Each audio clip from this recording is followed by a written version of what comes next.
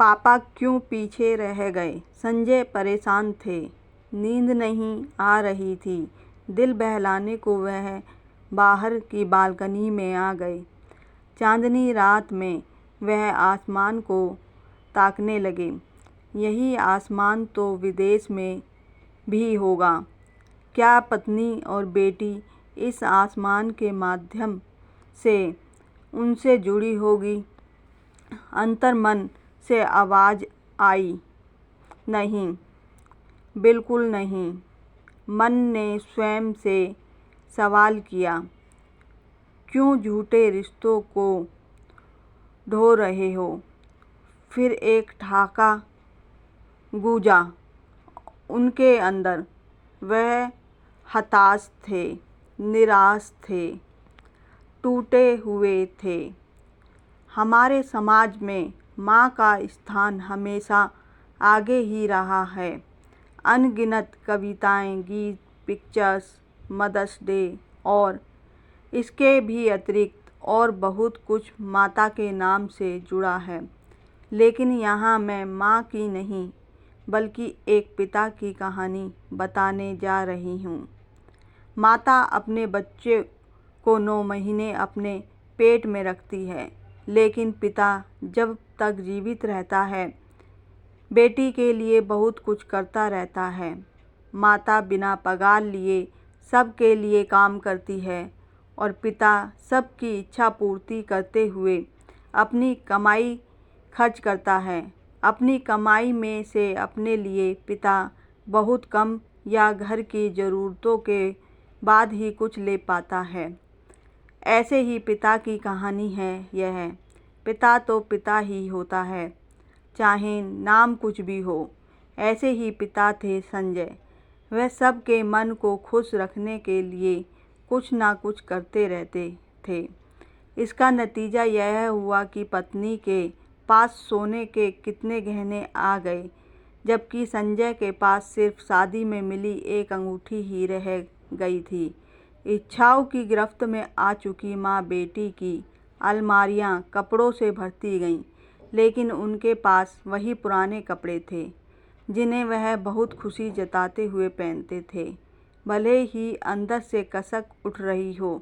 संजय थे ही ऐसे कि हर वक्त हर अवसर पर अपनी पत्नी और लाडली की खुशियों पर सब कुछ त्यागने को तैयार रहते थे। माँ की ख्वाहिशें तो कम होने का नाम ही नहीं लेती थीं। माँ की तो परछाई थी बेटी के जीवन पर, सो बेटी भी उन्हीं के नक्शे कदम पर चल निकली और माँ की देखा देखी उसकी ख्वाहिशें भी बढ़ती गईं। दोनों को ही अपनी खुशियाँ बहुत ज़्यादा प्यारी थीं। उन्हें संजय की किसी तकलीफ़ का ना तो एहसास और ना ही परवाह, जबकि वह उनकी खुशियाँ पूरी करने में ही लगे रहते थे। अपने लिए कुछ लेने का ख्याल भी मन में नहीं आता था, और कभी आता भी था तो उसे अंदर ही अंदर दबा लेते थे। उनकी नौकरी की कमाई कब कम पड़ने लगी, कब उन्होंने कर्ज उधार लेना पड़ा, यह वह बस खुद ही जानते थे। इन समस्याओं की भनक भी उन्होंने कभी पत्नी और लाडली के कानों में नहीं पड़ने दी। बेटी को तो पंख लगे थे, कैसे सोचती कि पापा किस हाल में हैं।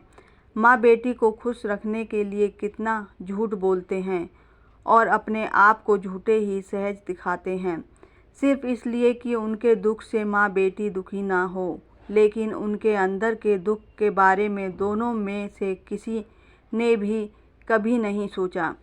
ना जाने कितनी प्रतिभाएं संजय के अंदर छिपी पड़ी थीं। वो प्रतिभाएं बेटी में आती गईं। इसे देखकर वह अक्सर बहुत खुश होते थे। कैसे निर्मल मन से उनके में अंदर अपनी लाडली के लिए प्यार की अविरल धारा बहती रहती थी, जो अक्सर बेटी की आंखों में थोड़ी सी भी तकलीफ देख कर टूट भी जाया करती थी। उन्होंने बेटी की किसी भी ख्वाहिश पर ऐतराज़ नहीं किया और ना ही उसे कभी नाराज़ किया। कोई पत्थर उसके पैरों में चुभने नहीं दिया। अपनी सभी इच्छाओं का गला घोंट दिया था, पर अपने दुख कभी नहीं बताए। बेटी को उंगली पकड़ के कंधों पर बेटी की स्कूल बैग लटकाए हुए स्कूल तक छोड़ने का क्रम उस समय बदल गया जब उन्होंने बेटी को एक नई गियर वाली साइकिल की गिफ्ट कर दी थी। उसके बर्थडे पर फिर कब साइकिल से स्कूटी पर कॉलेज जाने लगी थी। लाडली पता ही नहीं चला समय बीता तो उच्च शिक्षा की पढ़ाई सामने आ गई। बेटी ने कहा कि वह विदेश जाकर पढ़ना चाहती है। आर्थिक तंगी के बावजूद संजय ने सहमति जता दी। बेटी को खुश देखने और उसकी पढ़ाई को आगे बढ़ाने के लिए विदेश भेजने का वक्त भी आ गया और फिर नया कर्ज और अपनी बची खुची इच्छाओं का गला घोटने के सिवाय कोई दूसरा रास्ता नहीं था। इधर बेटी विदेश गई, उधर रिटायरमेंट का समय आ पहुंचा।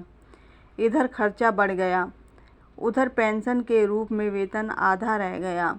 लेकिन संजय के सामने बेटी की खुशी थी जो साहस दे रही थी।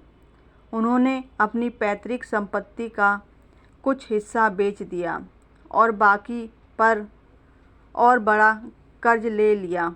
संजय गंभीर आर्थिक विपत्ति में भी जैसे तैसे घर की गाड़ी खींच रहे थे। बेटी नज़रों से दूर हो गई थी, मगर उन्हें आसरा था कि फ़ोन पर बात होती रहेगी। लेकिन कुछ ही दिनों में उन्हें लगा कि बेटी ने फ़ोन करना कम कर दिया है। वह अपनी पढ़ाई और दोस्तों में ज़्यादा समय दे रही थी। कभी वह फ़ोन करते तो कहती कि पढ़ाई में डिस्टर्बेंस होता है। उन्होंने अपने दिल को समझाया कि अब बेटी बड़ी हो रही है और उसकी प्राथमिकताएं बदल रही हैं। उसके पास पापा का हालचाल जानने का वक्त नहीं था। जब भी फ़ोन करती तो बस पैसों के लिए ही, और संजय कैसे भी हो पैसों का इंतज़ाम करने में जुट जाते। इधर पत्नी का रुख भी पहले की तरह ही उपेक्षापूर्ण बना रहा। वह पहले संजय के पैसों से अपनी इच्छाएं पूरी करती रही और अब उसने आस लगा रखी थी कि बेटी की ऊंचे पद पर नौकरी लग जाएगी तो फिर आगे की जीवन इच्छाओं की पूर्ति से भरा रहेगा। 2-4 बार हल्के से विवाद के बीच उसने ऐसा संकेत दिया भी था। डिग्री पूरी होने पर बेटी की नौकरी वहीं लग गई। वह एक बार आई तो अपनी माँ को साथ ले गई। दोनों माँ बेटी ने संजय से साथ में चलने के लिए मात्र औपचारिक बात ही की। उनका तर्क था कि यहाँ पर घर कौन संभालेगा। संजय छोटे बच्चे तो थे नहीं कि कुछ भी नहीं समझ पाते। जाहिर था कि माँ बेटी ने मिलकर ही यह योजना बनाई थी कि संजय यहीं रहें। वह समझ चुके थे कि दोनों का पहले से ही उनके प्रति लगाव नहीं था।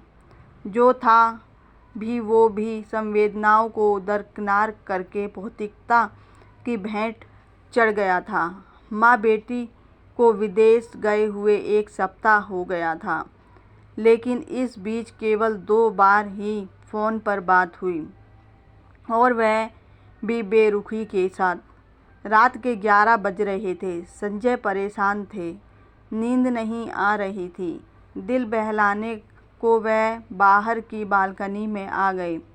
चांदनी रात में वह आसमान को ताकने लगी। यही आसमान तो विदेश में भी होगा। क्या पत्नी और बेटी इस आसमान के माध्यम से उनसे जुड़ी होगी? अंतर्मन से आवाज़ आई, नहीं, बिल्कुल नहीं। मन ने स्वयं से सवाल किया, क्यों झूठे रिश्तों को ढो रहे हो? फिर एक ठहाका गूंजा उनके अंदर। वह हताश थे, निराश थे, टूटे हुए थे। आखिर क्या मिला उन्हें इतनी जद्दोजहद के बाद? भौतिक सुख तो छोड़ो, रिश्तों का सुख भी नहीं। मैं सोचती हूँ संजय को कौन समझाए कि ना तो उनकी पत्नी अपनी है और ना ही बेटी। हो सकता है बेटी वहीं विवाह कर ले और माँ बेटी और दामाद वहीं साथ में रहें। सही बात तो यह है कि जब रिश्तों पर दूसरों की इच्छाएं हावी हो जाती हैं तो भावों से भरा व्यक्ति खाली हाथ ही रह जाता है। ऐसे रिश्तों को ढोना फिजूल है, खुद में ही जीना सीखना होगा। मुझे लगता है कि संजय को सब कुछ समय पर छोड़ देने के अतिरिक्त और कोई रास्ता नहीं बचा है। हाँ, उन्हें इस बात का सुकून ज़रूर मिलता रहेगा कि उन्होंने पत्नी और बेटी के लिए अनवरत कर्तव्य निभाए, बदले में कुछ भी पाने की अपेक्षा न रखते हुए। और जब संजय की पूरी ज़िंदगी को देखती हूँ तो एक सवाल ज़रूर होता है कि माँ बेटी तो आगे बढ़ गईं, लेकिन पापा क्यों पीछे रह गए।